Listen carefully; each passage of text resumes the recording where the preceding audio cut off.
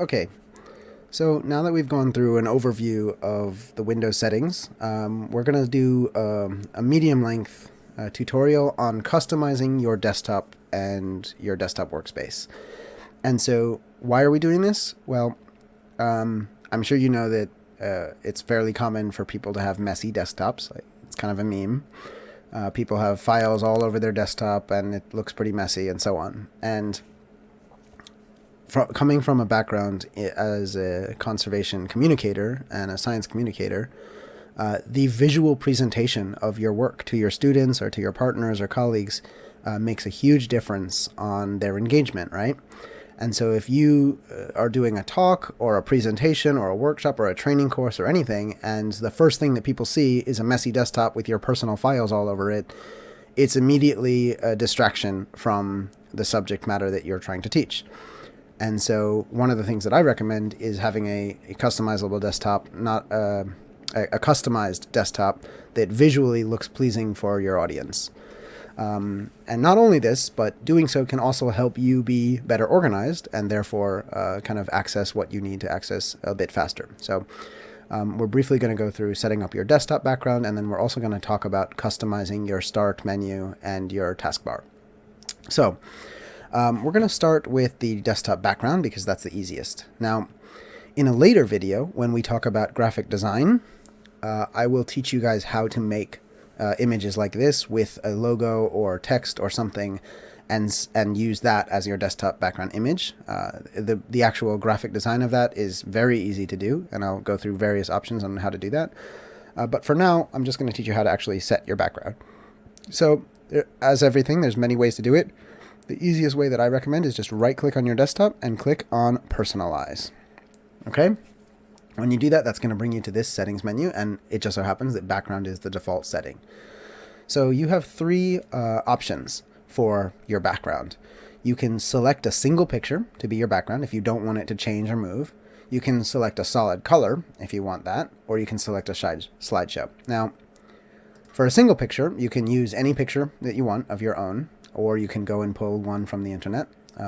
Again, I recommend using public domain. We don't encourage using people's pictures without their consent, right? So go to Pixabay or another one of those kind of free pictures websites to find public domain images to use, or use one of your own or one of your organizations.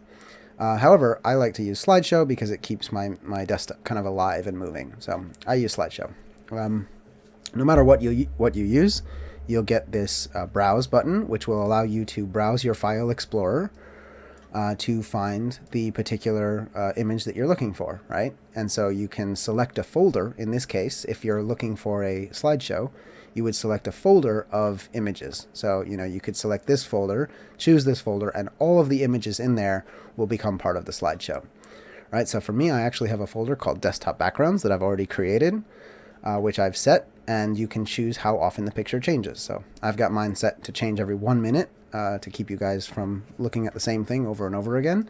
But you can set it to 10 minutes, 30 minutes, and so on. You can even have it change once a day, which could be nice. Shuffle will change the order that the pictures show up. So it'll randomize the order in which the images appear. If you find that it's becoming a bit stagnant, seeing the same three images in an order, you can shuffle them and it'll mix things around in your folder. So I leave that on because typically all my slideshow background images are designed to look somewhat the same. They all have our logo on it with the name and a nice image of some Cambodian species. So this is something that you can adjust here. And then typically you would want to select it to fill. And so what this means is the image will be scaled upwards proportionally to fill your entire screen, whatever the resolution is. If you select fit, it will shrink the image down to fit 100% of the image inside your window. And what this means is that you might end up with black bars on your desktop background. So if it's a portrait image, a tall image, you might end up with black bars on the left and right. And if it's a very wide image, you might end up with black bars on the top and bottom. So fit will make sure that 100% of the image is shown on the screen. That's not a very useful function. I would strongly suggest using fill instead of fit. It will crop out. It will basically zoom in until the image fully fills your entire screen. and that is a much more useful setting. Stretch will shrink and warp the image to fit the dimensions of your screen. So if you have a very tall image, it will squish it and then stretch it out to the side until it fills the whole screen, but it does it by stretching your image, which looks terrible.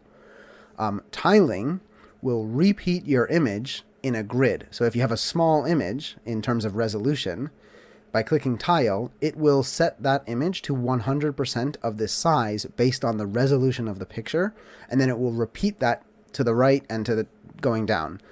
This is really only useful if you've got some weird picture arrangement and you want it to... It's not a really useful thing. Center puts it in the center, and span, this is an interesting one. If you have multiple monitors, span will actually take a single image and fill it across both screens. So it is using the fill function, right? So the behavior is the same, right? It's not stretching it, it's not compressing it, it's not doing anything like that. But what it is doing is it's instead of looking at one screen, if you have a double monitor setup or a triple monitor setup, it will take that single image and scale it so that it fills both screens rather than one. And so this could be useful if you have two screens and you want to have a single beautiful image stretched across both images, but not stretched. It won't stretch it. It will do it to scale. So the aspect ratio won't be changed. So that's a pretty cool option if you have two screens and you want to have one single background going across both images, spanning both screens. Otherwise, if you do fill and you have multiple screens, it'll just fill the image on both screens with two different images, which is quite nice. Okay? That's it for desktop backgrounds. And again, like I said, I'll go through how to design something like this in the design courses that are coming later. But I'll just show you one little other quick trick with this is that if you do right click on your desktop, you can click next desktop background, and it will actually just automatically have the current background move on to the next background. And you can do this if you have a slideshow set as your background.